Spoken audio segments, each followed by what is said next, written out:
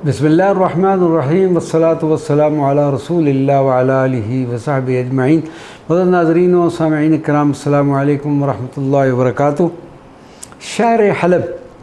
शहर हलब मुल्क शाम का दूसरा बड़ा शहर और तजारती दारुल खिलाफा है, जो मुल्क तुर्की की सरहद से 40 किलोमीटर और दारुल हुकूमत दमिश्क से 350 किलोमीटर दूर है। शहर हलब के मुतल्लिक़ ये मशहूर है कि ये शहर सैयदना इब्राहीम अलैहिस्सलाम का आबाद किया हुआ है। आप सल्लल्लाहु अलैहि वसल्लम ने इस शहर में बकरियों आप रज़ियल्लाहु ताला अन्हु ने इस शहर में बकरियों के रेवड़ रखे हुए थे और इस शहर में हर आने जाने वाले को दूध पिलाया करते थे। अरबी ज़बान में दूध को हलीब कहते हैं, इसलिए इस जगह का नाम हलीब के निस्बत से हल्ब पड़ गया। यह तकरीबन 4000 साल कदीम शहर है। हल्ब दुनिया के उन कदीम शहरों में से है जो अब तक मौजूद हैं। लश्कर इस्लाम ने 16 हिजरी हज़रत सैयदना खालिद इब्न वलीद की सरबराही में हलब पर हमला किया तो कोई भी उनके मुकाबला में ना आया और अहले शहर ने बिला किसी मुज़ाहमत हज़रत अबू उबैदा इब्न अल-जर्राह के आगे हथियार डाल दिए। मशहद हुसैन। हलब शहर में दाखिल होते ही एक मशहूर व मारूफ मकाम बनाम मशहद हुसैन आता है। ये वही मकाम मुक़द्दस है कि जहाँ से फ़ौज यज़ीद, असीरान अहल बैत और शुहदाए करबला के सर लेकर गुज़री थी, तो रात गुजारने के लिए इस मुकाम पर ठहर गए थे।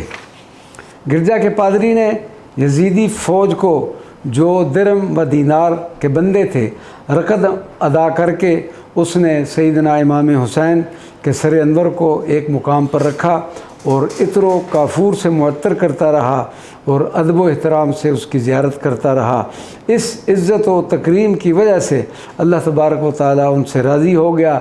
राहिब पर गिरिया तारी हुआ, जिससे उसकी आँखों से पर्दे उठ गए और उसी दौरान उसने सर मुबारक की जिन कैफियत और अनवार व तजल्लियात का मुशाहदा किया था, वो उस वजह से दौलत इस्लाम से फैज़याब हो गया।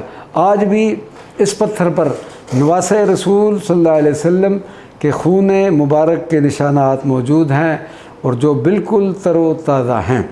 मीनार मुबारक हज़रत ज़करिया अलैहिस्सलाम हज़रत ज़करिया अलैहिस्सलाम एक दफ़ा अपनी कौम बनी इसराइल को जहन्नम के अज़ाब का वाद फरमा रहे थे और उनका बेटा हज़रत याह्या अलैहिस्सलाम भी सुन रहे थे। इस बयान के सुनने के बाद हज़रत याह्या एक आह मार कर उठे और वहाँ से निकल कर पहाड़ों की तरफ चले गए।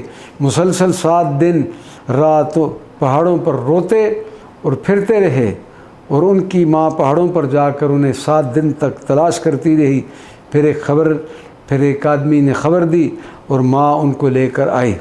हज़रत याह्या की उम्र उस वक़्त 7 बरस थी। उन्होंने मस्जिद में जाकर गोशा नशीनी इख्तियार की, वो खुदा की इबादत में मशगूल रहे। उधर कौम बनी इसराइल ने फ़साद बर्पा किया और वो लोग बेशरा चलने हो गए। हज़रत ज़करिया अलैहिस्सलाम ने उनको नसीहत करते रहे, लेकिन वो उनकी जान के दरपे हो गए। हज़रत ज़करिया ने एक दरख्त के तने में पनाह ले रखी थी। एक दफ़ा दुश्मनों ने ताक़ुब किया, आपने दरख्त के तने में जाकर पनाह ली। इसी वक्त शैतान ने इंसान की सूरत में उन काफरों को बताया कि हज़रत ज़करिया अलैहिस्सलाम दरख्त के तने में हैं। ये सुनते ही उन काफरों ने एक बड़ा आरा लेकर उस दरख्त को काटने लगे।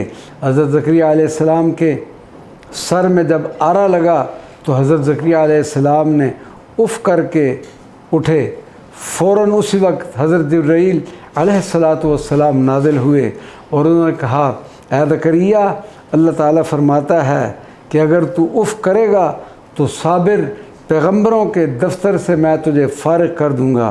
तूने क्यों इस दरख्त में पनाह हासिल की और अब इसी दरख्त से मदद मांग रहा है, या तो बर्दाश्त कर।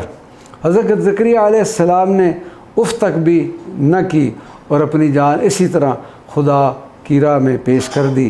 फिर इसके बाद ये ख़बर हज़रत याह्या अलैहिस्सलाम को पहुँची और कुछ काफरों ने ज़करिया अलैहिस्सलाम को इस दरख्त के अंदर آرے سے چیر ڈالا۔ یہ سن کر حضرت یحییٰ نے کہا انا للہ و انا الیہ راجعون۔ حضرت زکریا علیہ السلام کا مدار مبارک حلب کی مشہور زمانہ اور تاریخی جامعہ مسجد اموی الکبیر میں موجود ہے، جو حلب کے قدیم محلہ حی الجلوم میں واقع ہے۔ الحمدللہ اس بندہ ناچیز کو حلب شہر میں اس عظیم مقام مقدس کی زیارت کا شرف بھی حاصل ہوا۔ وما علینا الا البلاغ المبین۔